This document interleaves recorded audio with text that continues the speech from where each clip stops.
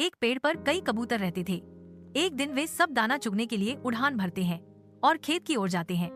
रास्ते में उन्हें जमीन पर बहुत सारा दाना पड़ा दिखता है। सारे कबूतर खुश हो जाते हैं और नीचे उतर जाते हैं, लेकिन जैसे ही उन्होंने दाना चुगना शुरू किया, वे सब एक जाल में फंस जाते हैं। एक शिकारी ने वो दाना बिछाया था। सभी कबूतर घबरा गए और फड़फड़ाने लगे, लेकिन उनका राजा एक समझदार कबूतर बोला, अगर हम सब अलग अलग कोशिश करेंगे तो फांसे रहेंगे, लेकिन अगर हम एक साथ उड़ने की कोशिश करें तो जाल को भी उड़ा सकते हैं। सबने एक साथ हाँ कहा। फिर सभी कबूतरों ने एक साथ पंख फड़फड़ाए और जाल को उठाकर आसमान में उड़ गए। शिकारी देखता रह गया। कुछ दूरी पर वे अपने दोस्त चूहे के पास पहुँचे। चूहे ने अपने तेज दांतों से जाल काट दिया और सब कबूतर आजाद हो गए।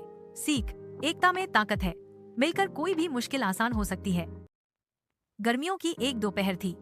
सूरज आसमान में चमक रहा था और जंगल के सभी जानवर छाया की तलाश में थे। एक कौआ आस पास उड़ता उड़ता एक गांव में गया और वहां से किसी घर की खिड़की से एक बड़ी सी रोटी का टुकड़ा उठा लाया। खुश होकर वह जंगल के पास एक ऊंचे पेड़ पर जाकर बैठ गया। वह सोच रहा था कि आराम से इसे खाएगा, लेकिन तभी नीचे से एक भूखी और चालाक लोमड़ी ने उसे देख लिया। लोमड़ी 2 दिन से भूखी थी। जैसे ही उसकी नजर रोटी पर पड़ी, उसका मन ललचा गया, लेकिन उसे पता था कि कौआ इतनी आसानी से रोटी गिराएगा नहीं। तो उसने एक योजना बनाई। वो पेड़ के नीचे जाकर मीठे स्वर में बोली, अरे अरे, ये तो कौन सा सुंदर पक्षी बैठा है। तुम्हारे जैसे काले पंख तो मैंने कभी नहीं देखे, और तुम्हारी चमकती हुई आंखें, लगता है तुम तो जंगल के राजा हो। कौआ ने गर्व से सीना तान लिया। लोमड़ी ने फिर कहा, मगर मुझे सबसे ज्यादा तुम्हारी आवाज के बारे में सुनने को मिला है। कहते हैं तुम्हारा गीत सुनते ही जानवर रुक जाते हैं। क्या मुझे भी एक छोटा सा गाना सुनाओगे? कौआ तो फूल गया, सोचने लगा, इतनी तारीफ तो किसी ने कभी नहीं की, जरूर गाना चाहिए। जैसे ही उसने चोंच खोली, रोटी नीचे गिर गई।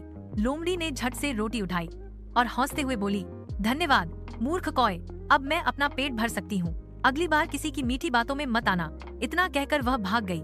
सीख, चापलूसी करने वाले अक्सर अपना फायदा देखते हैं। हमें उनकी मीठी बातों से बहकना नहीं चाहिए। एक शांत से तालाब में कई मेढक रहते थे। उनमें से 2 खास दोस्त थे। बड़ा मेढक बबलू, जो समझदार और शांत स्वभाव का था, और छोटा मेढक गोलू, जो बहुत घमंडी और अकड़ू था। गोलू हमेशा बबलू से कहता, देखना, एक दिन मैं सबसे बड़ा जानवर बनूंगा, मैं बैल जितना विशाल हो जाऊंगा। बबलू हंसते हुए कहता, गोलू, हर जीव अपने आकार में ही सुंदर होता है, हमें जैसा बनाया गया है वैसा रहना चाहिए। लेकिन गोलू नहीं मानता। उसे खुद पर बहुत घमंड था। वो अक्सर पानी में ऊंचाई से कूदता, तेज तैरता और बाकियों को चिढ़ाता। एक दिन तालाब के पास एक बड़ा सा बैल पानी पीने आया। गोलू उसे देखकर दंग रह गया। उसकी आंखें चमक उठीं और वह चिल्लाया, देखो, यही है मेरा लक्ष्य। उसने जोर से सांस भरी और अपने शरीर को फुलाने लगा। अब मैं बैल जितना बनूंगा, उसने गर्व से कहा। बबलू ने चेताया, गोलू, यह मत करो, जरूरत से ज्यादा अकड़ने से नुकसान होगा। लेकिन गोलू ने बात नहीं मानी। वह और फूला और फूला। फिर अचानक पचाका, गोलू फट गया। तालाब में सन्नाटा छा गया। सब जानवर चौंक गए। बबलू उदास हो गया, लेकिन उसने सभी को समझाया। गोलू चला गया, लेकिन हमें यह सिखा गया कि घमंड और नकल किसी का भला नहीं करते। सीख, हर किसी की अपनी पहचान और सीमा होती है। बेवजह की नकल और घमंड से सिर्फ नुकसान होता है। एक बड़े जंगल में 3 पक्के दोस्त रहते थे। एक बंदर, एक हाथी और एक खरगोश। तीनों साथ में खेलते, खाते और घूमते। एक दिन जंगल में यह खबर फैली कि एक नया शेर जंगल का राजा बनकर आया है और वह सिर्फ अपने दरबार में सच्चे और बहादुर जानवरों को ही रखेगा। तीनों दोस्तों ने सोचा कि क्यों न हम राजा से मिलने जाएं और खुद को उसका खास दोस्त बनाएं। पहले गया हाथी। उसने शेर से कहा, मैं बहुत ताकतवर हूँ, पेड़ उखाड़ सकता हूँ, दुश्मनों को कुचल सकता हूँ, मुझे दरबार में रखना चाहिए। शेर ने सिर हिलाया। फिर गया बंदर। बोला, मैं चतुर और मजाकिया हूँ, सबका मनोरंजन करता हूँ, मुझे चुनिए। शेर ने उसे भी ध्यान से सुना। अंत में खरगोश गया और बोला, मैं छोटा हूँ, न बहुत ताकत है न चतुराई, लेकिन मैं अपने दोस्तों के लिए सच्चा और वफादार हूँ। शेर मुस्कुराया और कहा, बहादुरी सिर्फ ताकत या चालाकी में नहीं होती, जो अपने दोस्तों का साथ निभाए वही असली दोस्त होता है। तुम मेरे दरबार में रहोगे।